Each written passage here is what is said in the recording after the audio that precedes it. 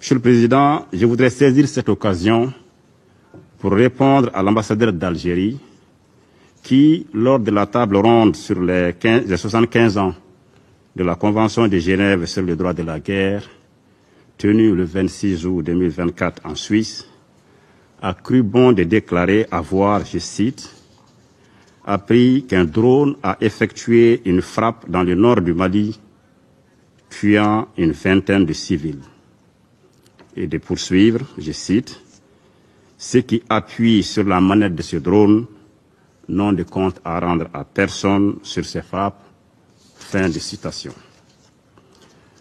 En réponse, je voudrais dire avec ma grande surprise de voir une diplomate faire une affirmation aussi grave qu'infondée sur la base de simples allégations de presse.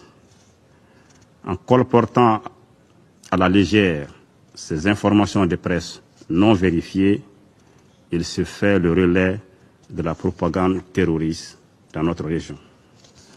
Pour ma part, je rappelle à mon collègue algérien que les forces de défense et de sécurité du Mali sont des forces professionnelles qui mènent une lutte implacable contre les groupes terroristes dans le respect strict des droits de l'homme et du droit international humanitaire pour libérer notre territoire et pour protéger nos populations et les biens. De quoi s'agit-il en réalité? Le 25 août 2024, les forces de défense et de sécurité du Mali ont mené une reconnaissance offensive qui a repéré des véhicules de type pick-up chargés de matériel de guerre, soigneusement gardés dans une concession dans la localité de Tinzaouaten, au nord-est de Kidal. Après une surveillance minutieuse, les forces de défense et de sécurité du Mali ont effectué une série de frappes qui a permis de détruire les cibles terroristes et de neutraliser une vingtaine d'hommes armés.